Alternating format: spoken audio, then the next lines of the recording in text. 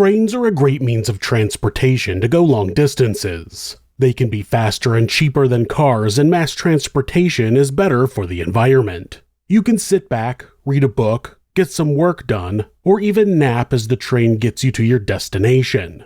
As the train chugs along across millions of miles of track that has been laid around the world, most people relax and let their mind wander, completely unconcerned with the conditions of the world outside. Sometimes, though, conditions change.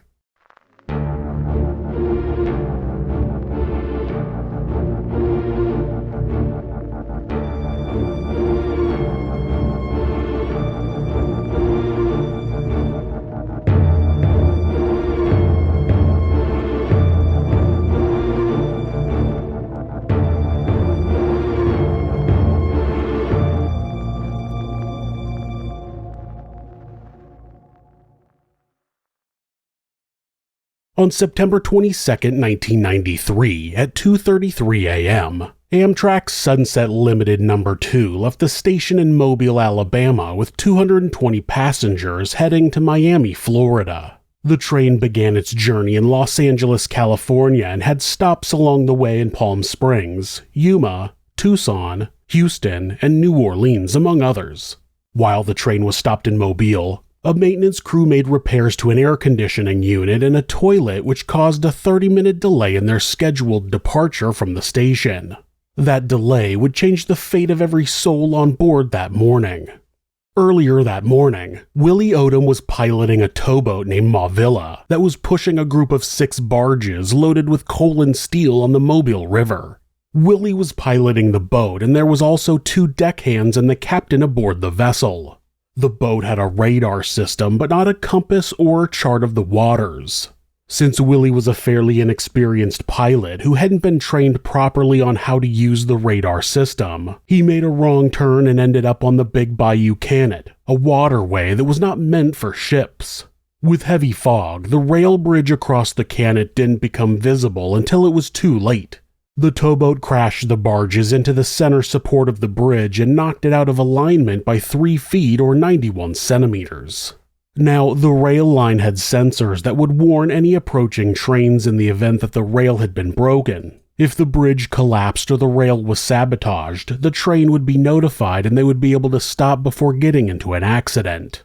Unfortunately, this sensor only tripped if the rail was completely severed, but in this instance, the rail was only bent, causing the circuit in the rail to not be cut, which was what was designed to trip the sensor. The train was only minutes away when the barge crashed into the bridge, and the towboat crew were still trying to figure out what had happened by the time the massive engine came barreling toward impending doom at 72 miles per hour or 116 kilometers per hour. Just after 2:45 a.m., Amtrak's Sunset Limited No. 2 hit the displaced bridge girder, causing the center section of the bridge to collapse. The lead engine plunged down into the river and was then struck by the second engine, which burst into flames.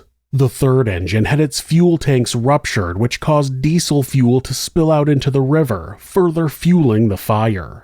All 3 engines, the baggage car, a sleeping car, and 2 of the 6 passenger cars were in the water. The final 4 cars remained on the rail. The engineer in the first engine was killed instantly. People in the back cars were still alive, and one of the conductors used a radio to report the incident. The Mobile Police Department and the Coast Guard were immediately notified and raced to the scene to begin an extensive rescue, but the remote location would mean it would take almost 45 minutes for authorities to arrive.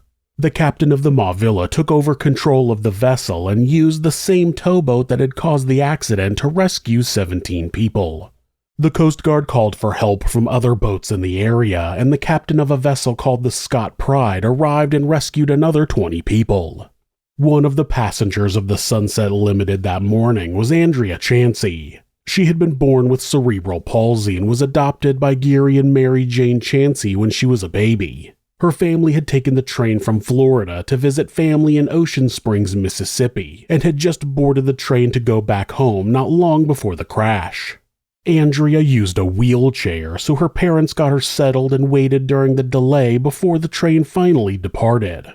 Suddenly, all hell broke loose and the train cars rocketed into the water. According to news reports, Andrea's parents were able to keep her up out of the water before another passenger, Ken Ivory, helped her out of the train car and was taken out of the water by the Mauvilla. Andrea's parents, unfortunately, never made it out alive. 47 people died in the crash and another 103 were injured. The accident investigators focused their attention on Willie Odom since it was clear he had struck the bridge with the barges. The more the investigators learned about the timeline of events, the more it became clear that Willie wasn't entirely to blame for what had happened.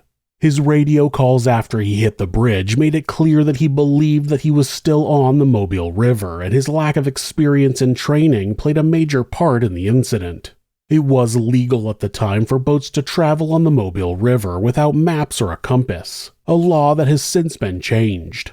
It is also now illegal to give control of a vessel to someone who lacks the proper training.